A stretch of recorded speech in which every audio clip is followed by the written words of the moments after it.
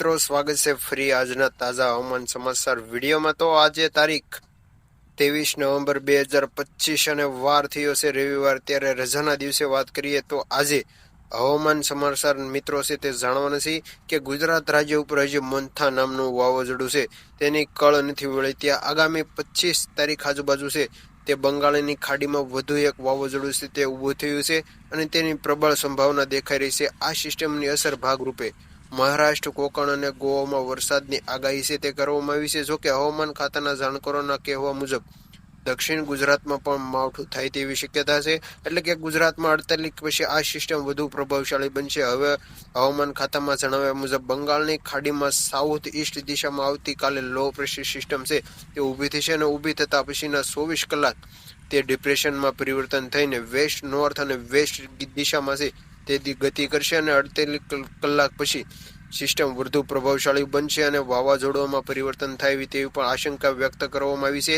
બીજી એક સિસ્ટમ અરબી સમુદ્રમાં આજે જોવા મળી છે। બીજી એક સિસ્ટમ જે અરબી સમુદ્રમાં આજે જોવા મળી છે તે મિત્રો અરબી સમુદ્રમાં સાઉથ ઈસ્ટ દિશામાં લક્ષદ્વીપ નજીક પર એક સાયક્લોન છે તે સલ્ફ્યુલેક્સમાં જોવા મળી છે। થોડા સમય પહેલા જ્યારે મોન્થા નામનું વાવાઝોડું ઉદ્ભવ્યું પણ આ પ્રકારની સિસ્ટમ છે તે અરબી સમુદ્ર અને બંગાળની ખાડીમાં જોવા મળી હતી। આવતીકાલથી 6 દિવસ માટે છે તે ઠંડીના પ્રમાણમાં સામાન્ય વધારો થશે અને સમુદ્રના વાતાવરણમાં થયેલા ફેરફારના કારણે પવનની દિશામાં બદલાવાની ઠંડાના પ્રમાણ છે તે સતત ઘટાડો થઈ રહ્યો છે અને આજે રાજકોટમાં 14.2, પોરબંદર 14.2, વેળાવદર 18.9, અમરેલી 16.6 જેવા અલગ અલગ ડિગ્રી તાપમાન છે તે રહેલું છે અને લઘુત્તમ તાપમાન છે તે 18.8 નોંધાયું છે। જ્યારે રાજકોટ, નીલિયા, વેળાવદર, દમણમાં ગઈકાલે મહત્તમ તાપમાન પારો 33 થી 32 ડિગ્રીને પાર થઈ ગયો છે। હવામાન ખાતાના જણાવ્યા મુજબ આવતીકાલથી 6 દિવસ માટે છે તે ઠંડીના પ્રમાણમાં સામાન્ય વધારો થશે અને લઘુત્તમ તાપમાન 2 ડિગ્રીથી નીચું છે તે જેટલું રહેશે। તો હવામાન વિભાગની આગાહી મુજબ બંગાળની ખાડીમાં જે લો પ્રેશર એરિયા સર્જાયો છે તે ડિપ્રેશનમાં ફેરવાઈ શકે છે, તેના કારણે વાવાઝોડું પણ આવી શકે છે। જ્યારે અરબી સમુદ્રમાં સર્જાયેલી સિસ્ટમ આગળ વધતી અને સોમાલિયામાં જતી રહે તેવી શક્યતા પણ હાલ છે તે જોવાઈ રહી છે, જેના કારણે આ સિસ્ટમની અસર ગુજરાત પર નહીં થાય। જોકે બંગાળની ખાડીમાં સર્જાયેલી સિસ્ટમના કારણે ગુજરાતમાં વાતાવરણમાં થોડો ઘણો ફેરફાર થઈ શકે છે। હવામાન વિભાગની આગાહી મુજબ 25 નવેમ્બર બાદ ગુજરાતમાં વાદળછાયું વરસાદ છે તે છૂટાછવાયા વરસાદ પણ વરસી શકે છે। બંગાળની ખાડીમાં સર્જાયેલી સિસ્ટમના કઈ દિશામાં કેટલી મજબૂતાઈથી આગળ વધશે, એટલે કે આ વાવાઝોડું બની રહ્યું છે તે કઈ દિશા તરફ આગળ વધશે અને ક્યાં જઈને આવશે તે લેન્ડફોલ થશે ત્યારે વધારે મજબૂત બનશે, ત્યારે મિત્રો આગળ વાવાઝોડુંની જેની અપડેટ આપતા રહીશું।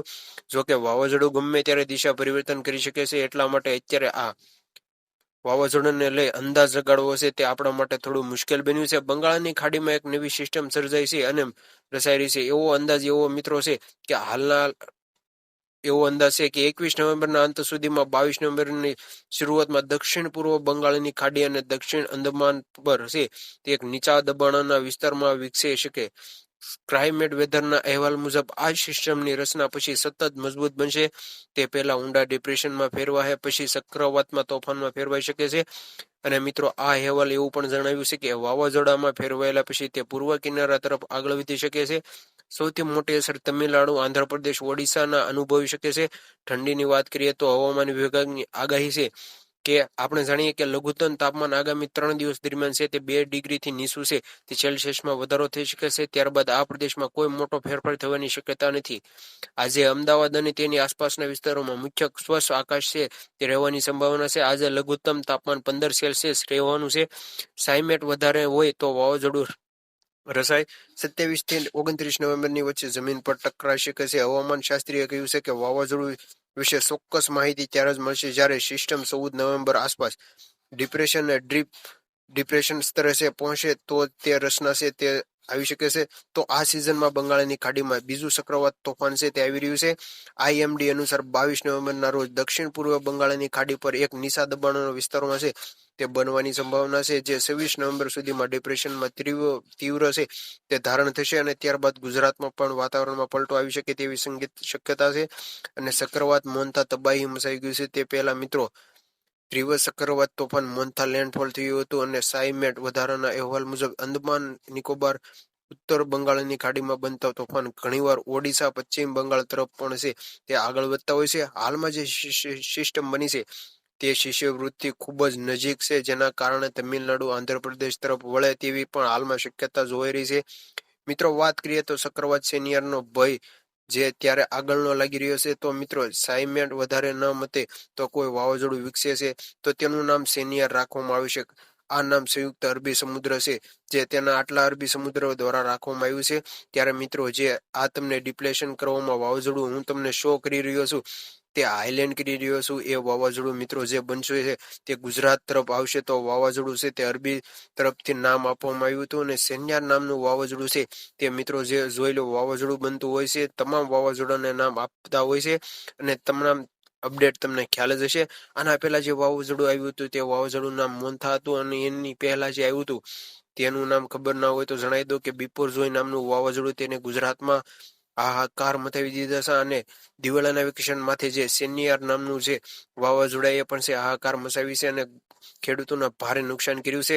અને દક્ષિણ મધ્ય બંગાળની ખાડી પર એક મજબૂત ડિપ્રેશન તીવ્ર બનશે. ત્યારબાદ 25 નવેમ્બર થી 26 નવેમ્બરની વચ્ચે ચક્રવાત તોફાનમાં તીવ્ર બનશે.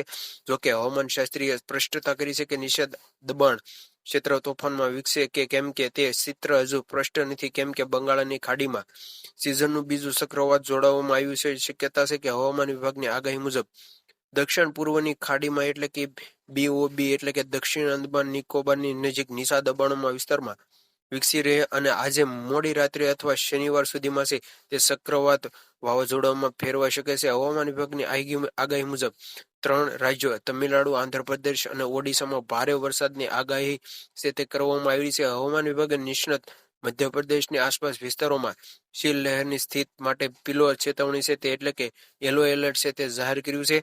ત્યારે વાત કરીએ તો દિલ્હી એનઆઈ આસપાસના વિસ્તારોમાં તાપમાનમાં કોઈ ફેરફાર થવાની હાલમાં શક્યતા નથી.